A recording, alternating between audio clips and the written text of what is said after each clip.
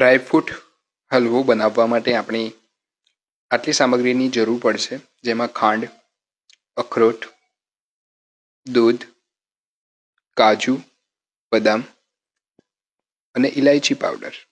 બદામને આપણે મિક્સરની અંદર સારી રીતે ગ્રાઇન્ડ કરીશું. ગ્રાઇન્ડ થઈ ગયા બાદ તે પાવડરને એક બાઉલમાં લઈ લઈશું.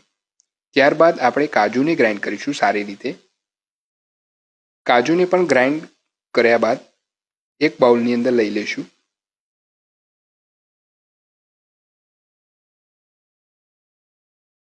ત્યારબાદ અખરોટ લઈશું. અખરોટને પણ ગ્રાઇન્ડ કરીશું સારી રીતે. ગ્રાઇન્ડ થઈ ગયા બાદ એક બાઉલની અંદર લઈ લઈશું.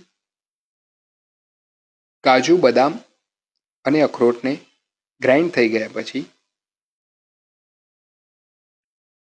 એક કઢાઈ લઈશું. કઢાઈની અંદર આપણે ઘી લઈશું.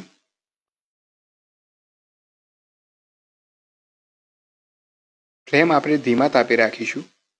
ત્યારબાદ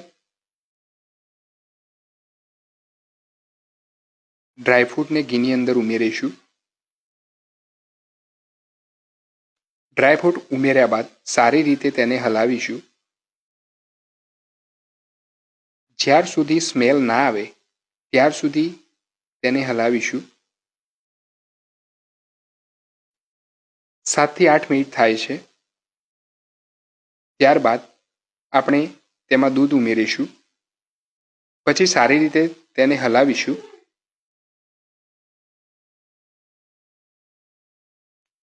જ્યાર સુધી છૂટો ના પડે ત્યાર સુધી આપણે હલાવીશું.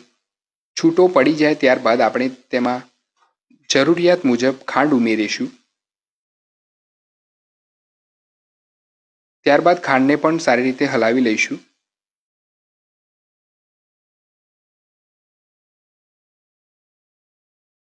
હવે ડ્રાયફ્રૂટ હલવો તૈયાર છે.